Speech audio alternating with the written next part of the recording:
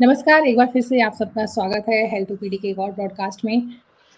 पिछले वीडियो में हम लोगों ने बात की थी कि डायबिटीज़ को कंट्रोल करने के लिए, डायबिटीज़ को ख़त्म करने के लिए क्या ऐसे 5 काम हैं जो हमें करने चाहिए अपनी रूटीन में, किस तरह का बदलाव करना चाहिए। इस वीडियो में हम लोग बात करेंगे कि क्या डायबिटीज़ रिवर्स हो सकती है? अगर एक बार किसी को शुगर हो जाती है, तो क्या ये मुमकिन है कि उसकी सॉरी माफ़ कीजिएगा, उसकी शुगर जो है वो रिवर्स हो सके? और इस विषय पर बात करने के लिए हमारे साथ जुड़े हैं एक बार फिर से डॉक्टर अवधेश पांडे। डॉक्टर साहब आपका बहुत-बहुत स्वागत है। नमस्कार प्रियंका जी। जी, thank you for calling me to your channel. Thank you so जी। मच। जी, बहुत अच्छी बात है कि आपकी कोशिश होती है कि जब भी हम बुलाते हैं अपने चैनल पे आप वक़्त निकाल के आते हैं और लोगों को जानकारी जो है वो शेयर करते हैं उनके साथ। डायबिटीज़ पे आज हम लोग बात करेंगे एक बार फिर से, अपने पिछले वीडियो की तरह ही जो कुछ बातें रह गई थी, जो हम तब नहीं डिस्कस कर पाए थे, वो हम आज इस वीडियो में करेंगे। और सबसे पहले मैं जानना चाहती हूँ कि क्या डायबिटीज़ को रिवर्स करना मुमकिन है? ये फुल्ली रिवर्सिबल डिजीज़ है और ऐसा रिवर्सिबल है कि अगर आप वही लाइफस्टाइल जो डुएबल है, ऐसा नहीं है कि डुएबल नहीं है, वो डुएबल है। अगर आप ठीक से फॉलो करें तो लाइफ में हमेशा के लिए डायबिटीज़ ख़त्म हो सकता है। यस, 1 और 2 days could be cheat days. वो किया जा सकता है हफ्ते में एक या मैक्सिमम 2 दिन कुछ ऐसा कर सकते हैं, लेकिन ज़्यादातर आप एवरीडे कोई 5 स्टार में तो पार्टी में नहीं जाते हैं। कभी हफ्ते में महीने में एक बार जाते हैं, तो वो क्षम्य है। वो सभी चीज़ें क्षम्य हैं और डायबिटीज़ आपका फिर भी विद इन नॉर्मल लिमिट रहेगा। तो एक practical approach as to how it can be done, ये करना ज़रूरी है। दूसरा एक बहुत बहुत बड़ी बात है जो मैं आपके सामने लाना चाहता हूँ, restaurant eating versus eating at home. घर में रेस्टोरेंट में प्री कुक्ड फूड होता है। कोई भी रेस्टोरेंट हो, ढाबा से लेके 5 स्टार तक प्री कुक्ड फूड होता है। उसको फिर से सेकेंड टाइम कुक करके वो आपको सर्व कर देते हैं जल्दी से। ये pre cooked food dangerous food है, डेंजरस है। इसके ऑयल्स भी डेंजरस हैं, वो कार्सिनोजेनिक हैं, और इसका जो शुगर है वो इमीडिएटली ब्लड शुगर को बहुत ज़्यादा हाई करता है। ये हमारा ऑब्जर्वेशन है। इसीलिए होम कुक्ड फूड जो कच्चे से आपने पक्का किया, वो बॉडी के लिए सॉफ्ट है, लेकिन रेस्टोरेंट फूड बॉडी के लिए बहुत तकलीफ देह है। तो ये भी मैं एक पॉइंट बताना चाह रहा था। When people want to reverse their diabetes, ये बातों का ध्यान रखना है, क्योंकि आजकल हमने स्टेटस सिंबल बना लिया है कि हम तो हफ्ते में 2 दिन बाहर खाते हैं। तो बिल्कुल। हमेशा याद रखिए कि उसके अपने प्रॉब्लम्स हैं, और again affordability is not in question. जी, द बिल्कुल, क्वेश्चन इज यहाँ पर हेल्थ। मैं एक चीज़ अपनी तरफ से जोड़ना चाहूँगी जो मेरा अपना अनुभव है कि ऐसा नहीं है कि आपको सब कुछ छोड़ देना है, मुमकिन भी नहीं है। आप खाना चाहते हैं कोई चीज़, कई बार आप जीभ के लिए भी खाते हैं, स्वाद के लिए खाते हैं, खा सकते हैं, लेकिन कोशिश करें कि घर में बना के खाएँ उसी चीज़ को। क्योंकि जैसा कि अभी डॉक्टर साहब ने कहा कि बाहर कौन-सा तेल इस्तेमाल हो रहा है, वो कितनी बार पकाया जा रहा है, कुछ पता नहीं है, तो उससे बेहतर है कि थोड़ा-सा एफर्ट किया जाए। जी। डॉक्टर साहब जी। दूसरा सवाल जो मेरा आता है वो आता है कि अगर हम लोग चूँकि रिवर्स की बात कर रहे हैं तो ऑफ़ कोर्स जब रिवर्सल होगा तो दवाइयाँ भी छूटेंगी। दवाई अगर हमें बंद करनी होगी डायबिटीज़ की तो उसका क्या पैरा होगा? सॉरी। जी, उसके आदत की तबीयत पैरामीटर्स बहुत सिंपल हैं। जी। जी, वो सर्दी सा लग रहा है आज। उसके पैरामीटर्स बहुत सिंपल हैं। एक तो ये है कि शुगर का बिना दवा लिए लेवल क्या है। तो यूजुअली फास्टिंग शुगर देखा जाता है, और पोस्ट प्रैंडियल शुगर, जी, ये HB1AC से जो मेजरमेंट है, ये 3 मंथ्स का एवरेज है। उसको बेस नहीं बनाया जा सकता है। जो मैं देखता हूँ आजकल एक स्टाइल चल पड़ा है HB1AC, क्योंकि सुनने में बड़ा हाई टेक लगता है। हाई टेक चीज़ों से हम हमारा एम क्या है, हाई टेक होना या पेशेंट को ठीक करना? पेशेंट को अगर ठीक करना है तो हमें रैंडम शुगर भी काफ़ी है। जी। लगता है नेटवर्क इश्यू या फिर डॉक्टर साहब का थोड़ा-सा आज तबीयत ढीली है। जी, जी, जी। तो रैंडम शुगर जी, ही काफ़ी है। और हमें कोई फास्टिंग पीपी भी ये ज़रूरत नहीं है। तो ऑन एन एवरेज एक मालूम हो जाता है कि शुगर लेवल्स क्या है बिना दवा के। दवा के बाद जैसे ही दवा इसलिए ज़रूरी है कि आप ज़्यादातर लोग 95% कुक्ड फूड खाते हैं और 5% मैक्सिमम कभी सैलेड खा लिया, कभी वो खा लिया, और वो अब वो सोचते हैं कि दैट्स एनफ। नहीं, नहीं। और उनको they are at their wits end कि मैं तो बिल्कुल सिंपल फूड खा रहा हूँ फिर भी डायबिटीज हो गया। इसीलिए फैमिली को ब्लेम करते हैं। तो फैमिली को ब्लेम ना करें, ये लाइफस्टाइल डिजीज है, कोई जीन्स का डिजीज नहीं है, और ये बड़े आराम से रिवर्स होगा। इट इज़ जस्ट दैट इतनी बार खाना ज़रूरी नहीं है, क्योंकि जब भी आप खाएंगे ब्लड में शुगर बढ़ेगा, पैंक्रियाज से इंसुलिन निकलेगा, इंसुलिन बार बार जब निकलेगा तो इंसुलिन रेजिस्टेंस हो जाएगा, जिसके चलते ज़्यादातर जो टाइप 2 डायबिटिक्स हैं इंसुलिन रेजिस्टेंस के चलते प्रॉब्लम में है रादर देन ब्लड शुगर। जी, ये इसीलिए बिल्कुल मैं I go to the extent of saying कि diabetes is not a blood sugar disease, it is insulin resistance that is the problem. And insulin पूरे बॉडी का मेटाबॉलिज्म चेंज करता है, पूरे बॉडी का हार्मोनल स्ट्रक्चर चेंज करता है। Vitamin D कहाँ काम आनी है इंसुलिन डिसाइड करता है। Insulin takes over the body, arteries को हार्डन करता है, बहुत कुछ इंसुलिन के चलते होता है। जी, जी। बिल्कुल, अगला सवाल मेरा इंसुलिन पर ही है, क्योंकि इंसुलिन की जो इंजेक्शन लेते हैं जो लोग, वो उनको अचानक से बंद कर देना जो है वो खतरनाक साबित हो सकता है। तो आप किस तरीके से जो लोग इंसुलिन लेते हैं, उनको क्या करते हैं कि उनको कोई उनकी सेहत पर आँच ना आए, किसी तरह की दिक्कत ना हो? देखिए, हमें ना जब हम रिवर्स कर रहे हैं तो हमें 7 दिन लगते हैं मैक्सिमम। 7 दिन में डायबिटीज़ रिवर्स हो जाता है, कैसा भी डायबिटीज़। हमें 7 दिनों के लिए ये प्रॉब्लम नहीं है कि 300 शुगर है, लेकिन ये प्रॉब्लम है कि 30 शुगर है। क्योंकि 300 शुगर जानलेवा नहीं होगा, लेकिन 30 शुगर, अगर शुगर 30 हो गया तो वो जानलेवा हो सकता है। इसलिए दवा को टाइटर करना पड़ता है, कितनी दवा दी जाए ताकि शुगर फॉल ना करे, थोड़ा सा राइज कर जाए, क्योंकि 7 डेज में ऐसा कोई डैमेज नहीं आने जा रहा है जिसके चलते मतलब पेशेंट को कंसर्न होना चाहिए, नहीं आने जा रहा है। और धीरे धीरे बॉडी टेक्स ओवर। बॉडी को हम स्टूपिड ना समझें, बॉडी बहुत इंटेलिजेंट है, बहुत ठीक से फंक्शन करती है। उसको मौका दिया जाए फंक्शन करने के लिए, जो ज़्यादातर लोग नहीं देते हैं, और बॉडी को समझते हैं कि नहीं बॉडी कैसे करेगी बेचारी, हमें ही करना पड़ेगा।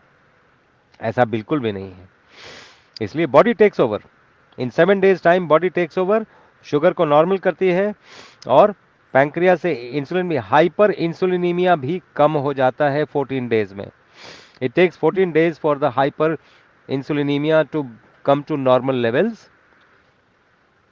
तो ब्लड शुगर तो 7 दिन के अंदर नॉर्मल हो ही जाता है, इंसुलिन भी 14 दिन में नॉर्मल हो जाता है। ये जो आप बात कर रहे जी। हैं नॉर्मल करने की, इसमें आपका डाइट बहुत बड़ा रोल है। हमने अपनी पिछली वीडियो में भी बात की थी। एक्सरसाइज़ है, तनाव, टेंशन बहुत बड़ी वजह है डायबिटीज़ या दूसरी बीमारियों की। तो आप जी, थोड़ी-सी जानकारी इन सब विषयों पर भी दें। देखिए, स्ट्रेस में जब भी आप आएंगे, स्ट्रेस में बॉडी का पूरा केमिस्ट्री चेंज हो जाता है। क्योंकि स्ट्रेस में आपको, जैसे शेर अगर दौड़ा रहा है तो आपको भागना है, उस समय ये नहीं देखना है कि शुगर हाई है कि शुगर लो है। और शुगर को ज़्यादातर हाई रखना है, क्योंकि एनर्जी आपको इमीडिएटली कहाँ से मिलेगा, भागने के लिए। उसी तरह आजकल ऑफिसेज में इतना स्ट्रेस है, तो वो सेम चीज, the phenomenon is the same. इसलिए स्ट्रेस लेवल्स को कम करना बहुत जरूरी है अगर हम डायबिटीज को रिवर्स करना चाहते हैं तो। जी। इसलिए ज्यादातर लोग जो इंसुलिन पे होते हैं, उनको हम घर में कभी भी ये सलाह नहीं देते हैं कि आप इंसुलिन बंद करें, क्योंकि इट कुड बी डिजास्ट्रस। इसीलिए हम उनको दाखिल करते हैं अस्पताल में और अपने सामने करवाते हैं, उनको दिख जाता है। जो लोग ओरल हाइपोग्लाइसेमिक्स पे हैं, वो बड़े आराम से बंद कर सकते हैं, हाफ कर सकते हैं। हमारा जो प्रिंसिपल है जिस पे हम काम करते हैं, डाइट, एक्सरसाइज इंट्रोड्यूस करते हैं, 1 आवर एक्सरसाइज, और स्ट्रेस फ्री रहना सिखाते हैं वेगस नर्व के स्टिमुलेशन से। तो diet, exercise and vagal stimulation. Vagus मैं इसलिए बोल रहा हूं कि rest and digest is the counter of stress.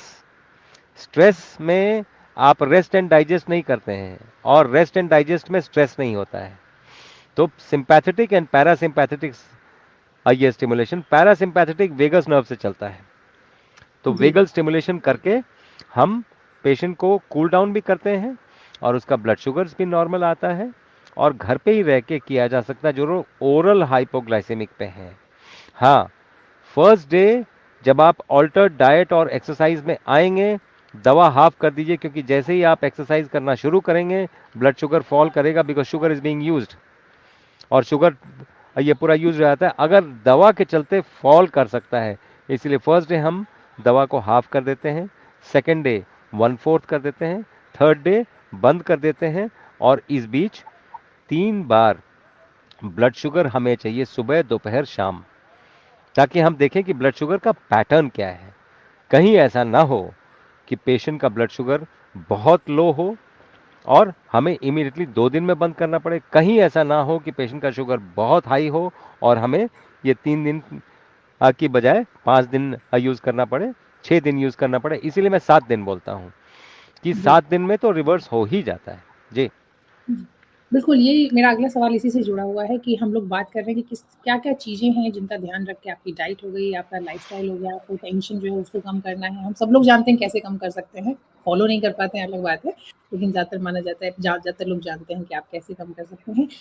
Exercise, योग खासकर कहा जाता है कि वो आपकी टेंशन भी कम करता है, फ्लेक्सिबिलिटी भी देता है, और अगर आप फास्ट करते हैं तो कार्डियो का भी काम करता है। तो एक सवाल मेरा इससे भी जुड़ा हुआ है कि किसको कितनी एक्सरसाइज़ करनी चाहिए? ज़्यादातर कोई भी एक्सरसाइज आप अगर ठीक से देखें, सांस लेने की पद्धति है। Yoga, morning walk, jogging, swimming, dancing, weight lifting, इसमें आप सांस ज़्यादा लेते हैं, सांस ज़्यादा छोड़ते हैं। जब भी आप सांस ज़्यादा लेंगे, प्यास ज़्यादा लगेगी। तो ये जलवायु का ही खेल है ज़िंदगी। जी। तो चाहे आप योग कर लें, चाहे आप एक्सरसाइज कर लें, आप कर वही रहे हैं। आप सांस ज़्यादा ले रहे हैं, सांस ज़्यादा छोड़ रहे हैं। सांस जब आप ले रहे हैं, बॉडी उसमें से ऑक्सीजन निकाल के कंबशन में जाती है, और फ्यूल के तौर पे फूड को जलाती है, और उससे ये फ्यूल से सारा कुछ निकालती है। तो इसके लिए प्रोपगेट होता है सांस से। इसीलिए जो अनुलोम विलोम है, या जो भी प्राणायाम जो करते हैं, वैसे pranayama is is not a breathing exercise. Breathing kick starts prana. Prana is life force. प्राण का व्यायाम पूरे शरीर में, एक एक सेल में प्राण को पहुंचाना is pranayama, and not breathing. Many people think it is just breathing exercises, no. तो मेरा ये सजेशन सभी पेशेंट्स को यही होता है, 50% आप योग करें फॉर द इंटरनल मसल्स, और 50% आप एक्सटर्नल मसल्स के लिए जिम कर सकते हैं, आप दौड़ सकते हैं, आप ब्रिस्क वॉक कर सकते हैं, depending upon your age and the way you can do it. लेकिन योग या ब्रीदिंग एक्सरसाइज से शुरू करें। जैसे ही आप लंबा सांस लेंगे, लंबा सांस छोड़ेंगे, आप ये कर लेंगे। एक जो पॉइंट हमारा रह गया था, वो है कॉन्स्टिपेशन। जी। कॉन्स्टिपेशन अगर पेशेंट का ठीक कर दिया जाए, ज़्यादातर डायबिटिक्स जो आपको मिलेंगे कॉन्स्टिपेटेड होंगे, और कैसे भी करके उनका कॉन्स्टिपेशन जाता नहीं, उनको कुछ ना कुछ लेना पड़ता है। आप ज़्यादातर आपको जो मिलेंगे, देखिएगा कुछ ना कुछ करते हैं ज़रूर वो, बिना कुछ किए। कैसे? Again that comes to vagal stimulation. और अगर शुरू शुरू में कुछ लेने की ज़रूरत है तो दवा लेने की ज़रूरत नहीं है। हल्दी और हरड़, इसका चूर्ण अगर एक एक चम्मच ग्लास में डाल लिया जाए और उसको पी लिया जाए रात को भी और सुबह भी, बड़े आराम से मोशंस होते हैं, कहीं कोई प्रॉब्लम नहीं होता है। त्रिफला भी यूज़ किया जा सकता है, त्रिफला भी सेम चीज़ है, उसमें एक और चीज़ होता है। तो मेरे कहने का मतलब ये है कि ये बड़ी सिंपल चीज़ें हैं जिससे कॉन्स्टिपेशन दूर हो सकता है। एक बार कॉन्स्टिपेशन दूर हो गया पेशेंट का, पहली बात तो वो तरोताज़ा फील करता है। प्लस योग में ऐसे कई तरीके हैं जिससे कॉन्स्टिपेशन को दूर किया जाता है। कोई ज़रूरी नहीं है कि एनीमा ही लिया जाए। एनीमा, मैं ये मानता हूँ, एक्सटर्नल इंटरवेंशन है। External intervention inside the body last resort रखना चाहिए। अगर हम इंटरनली बैलेंस कर पाते हैं तो external intervention should be the last resort. जी जी, बिल्कुल। बहुत ही बढ़िया तरीके से आपने जानकारी दी डॉक्टर साहब कि किस तरीके से कुछ चीज़ें हैं जो कि कुछ चीज़ें हम पहले से जानते हैं लेकिन उनको अप्लाई नहीं कर पाते, कुछ चीज़ें हम जानते नहीं भी हैं। तो आपने बताया कि किन चीज़ों का ध्यान रख के हम अपनी सेहत का ख्याल रख सकते हैं, अपनी डायबिटीज़ को कंट्रोल में रख सकते हैं। यहाँ पर जो भी लोग हमसे जुड़े हैं उनसे मेरी गुज़ारिश है कि कोई भी बिना अपने डॉक्टर की सलाह के कोई भी दवा बंद ना करें और जो आपका रूटीन है अपने डॉक्टर से ज़रूर बात करें, जो भी उसमें नई चीज़ें शामिल कर सकते हैं, सेहत को बेहतर कर सकते हैं, वो ज़रूर करें। हमारा मकसद यहाँ पर सही जानकारी आप तक पहुँचाना है। आपका बहुत-बहुत धन्यवाद एक बार फिर से।